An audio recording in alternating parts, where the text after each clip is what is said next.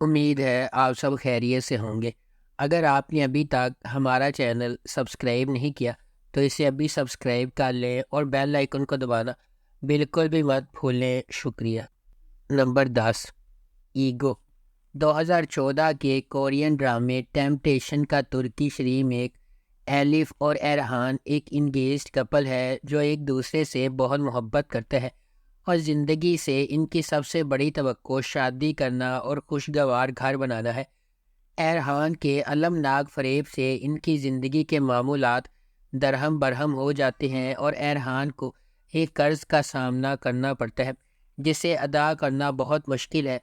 ارحان کے کاروباری دوروں میں سے ایک پر ملنے والی اس خبر سے ان کی زندگی اور نفسیات الٹ جائیں گی۔ اگرچہ قرض جس کی ادائیگی تقریباً ناممکن ہے نے ان کی زندگیوں کو ایک ڈراؤنے خواب میں بدل دیا ہے، لیکن ارحان کے بوس سیبل کی پیشکش ان کی زندگیوں کو ہمیشہ کے لیے بدل دے گی۔ نمبر 9، کینڈی دوسان آلاماس۔ جس دن علیزے کی پیدائش ہوئی اس کی ماں کا انتقال ہو گیا۔ علیزے کو احساس جرم ہے، حالانکہ اس کے والد نور الدین اسے پریشان نہ کرنے کے لیے بلند آواز میں اس کا اظہار نہیں کر سکتے۔ اس میں نور الدین نے اسے خوش رکھنے کے لیے کیے گئے سمجھوتوں کا اضافہ کیا۔ نتیجہ ایک جارحانہ خود غرض کردار ہے جو بنیادی طور پر اپنے آپ سے متصادم ہے، تاہم وہ ایک بریکنگ پوائنٹ پر پہنچ جاتا ہے، تقریباً ایک ویک اپ کال، جب اس کی بیٹی ایک میکینک کی کار کو نقصان پہنچانے والے ہٹ اینڈ رن میں ملوث ہوتی ہے۔ اس سے پہلے کہ بہت دیر ہو جائے وہ اپنی بیٹی کو وہ چیزیں سکھانے کا فیصلہ کرتا ہے جو وہ اسے چھوٹی عمر میں سکھانے سے قاصر تھا۔ اس کا پہلا مقصد علیزے کو دوسروں کے فیصلوں اور خواہشات کا احترام کرنا سکھانا ہے۔ اس وجہ سے وہ سینم کو پرپوز کرتا ہے جسے وہ برسوں سے پیار کرتا تھا، لیکن شادی کی طرف قدم نہیں اٹھا سکا تاکہ علیزے پریشان نہ ہو۔ نمبر 8، سفیر۔ سیریز کا مرکز گلسوئے خاندان پر ہے جو کیپاڈوشیا کے سب سے عظیم ترین خاندانوں میں سے ایک ہے، جن کی انتہائی قابل احترام زندگی ایک غیر متوقع سانحے کے بعد تباہ ہو جاتی ہے۔ امریکہ سے اپنے بڑے بیٹے آتیش کی واپسی پر گلسوئے کافی عرصے کے بعد دوبارہ ایک جگہ پر اکٹھے ہوئے ہیں۔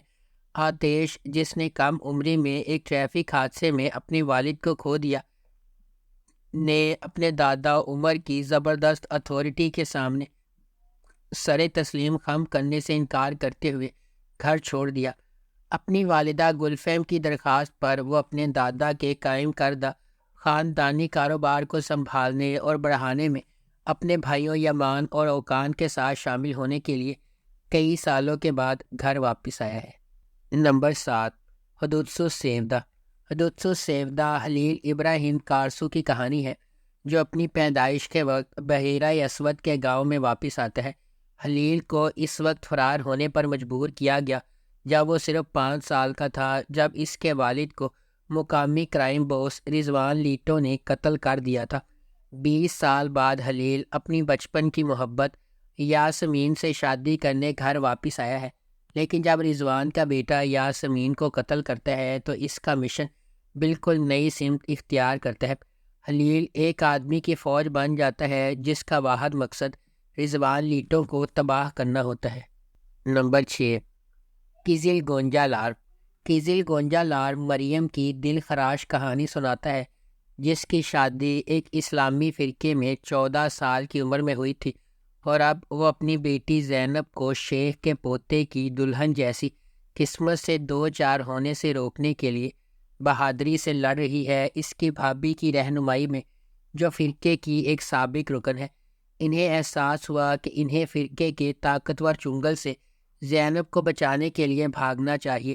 ڈرتے ڈرتے اپنے منصوبوں کو اپنے ظالم شوہر سے چھپاتے ہوئے مریم کو پہلے سیکولر سائیکیٹرسٹ لیونٹ کے گھر میں دیکھ بھال کرنے والے کے طور پر پیسہ کمانا چاہیے، جو اس کی مدد کرنے پر راضی ہے۔ ان کے متصادم مذہبی اور ترقی پسند عقائد کے باوجود مریم اور لیونٹ جذباتی طور پر ایک ساتھ کھینچے جاتے ہیں، لیکن ان کی زندگی میں انتشار اور گہرا ہوتا جاتا ہے جب ان کی بیٹی کی شناخت سامنے آتی ہے۔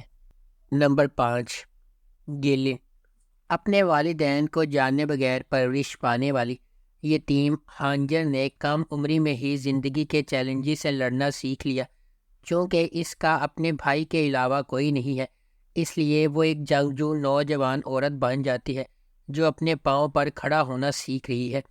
ہانجر اپنے بیمار بھائی کو اس مشکل زندگی سے بچانے کے لیے کچھ بھی کرنے کو تیار ہے۔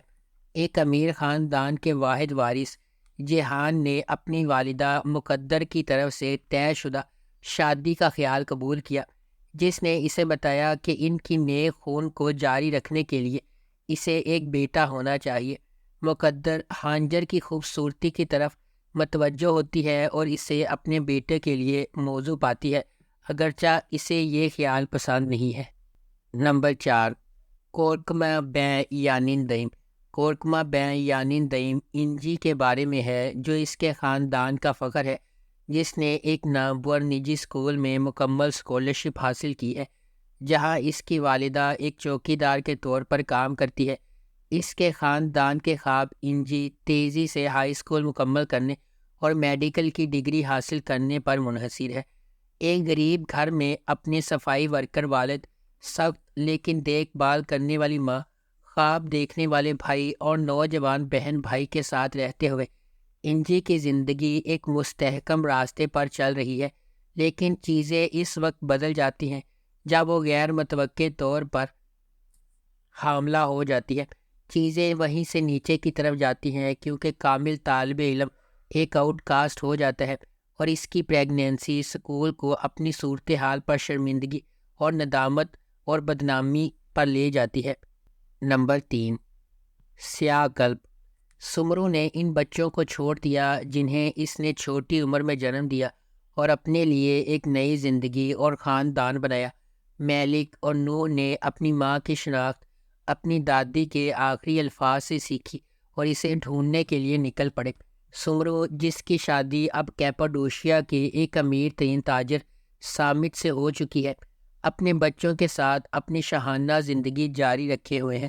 تاہم سامت کے بیٹے کے بارے میں اس کی پہلی شادی جیہان سے مختلف منصوبے ہیں۔ میلک اور نوح کے راستے جو اپنی ماں کا سامنا کرنا چاہتے ہیں، غیر متوقع طور پر جیہان اور اس کی ہچکچاہٹ والی منگیتر سیویلائی کے ساتھ گزر جائیں گے۔ نمبر 2، بیرگیجے مسالے۔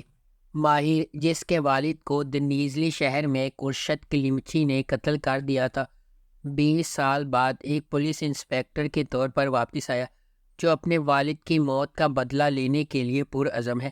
اپنے پہلے دن واپسی پر اس کا کرشت کی بیٹی جان فیزا نامی ایک مسحور کن لڑکی سے سامنا ہوا اور وہ فوری طور پر اس کی محبت میں گرفتار ہو گیا۔ جیسا کہ ماہر اس پر اصرار عورت کو تلاش کرتا ہے، وہ کرشت پر بھی گہری نظر رکھتا ہے، اس کے پھسلنے کا انتظار کرتا ہے۔ ماہر کو احساس ہے کہ اس کا موقع کرشت کی بیٹی کی شادی میں آئے گا، لیکن جو وہ نہیں جانتا وہ یہ ہے کہ یہ واقعہ اس کی زندگی کو ہمیشہ کے لیے بدل دے گا، جو ایک غیر متوقع موڑ سے بھری ہوئی رات کا آغاز ہوگا۔ نمبر 1، یالی چپکنی۔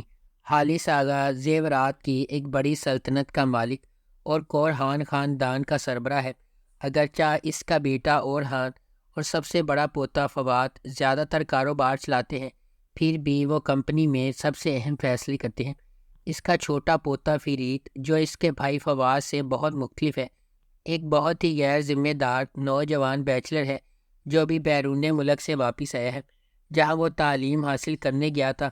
حالس فرید کی لاپرواہی کو مزید برداشت نہیں کر سکتا اور وہ اپنی بیوہ بہو افاقت پر پابندی لگاتا ہے کہ وہ اسے شادی کے لیے ایک اچھی لڑکی تلاش کر کے دے۔ یہ خبر کہ حالس آغا اپنے پوتے کے لیے دلہن کی تلاش میں ہے، نیلے رنگ سے گازین ٹپ میں کاظم کی حویلی تک پہنچتی ہے۔ کاظم کے امیر ہونے کی واحد امید اس کی خوبصورت بیٹیاں سنا اور سیران ہے۔ اگر آپ کو ہماری یہ ویڈیو پسند آئی ہے تو اسے لائک کریں، شیئر کریں اور ہمارے چینل کو سبسکرائب کرنا بالکل بھی مت بھولیں۔ شکریہ۔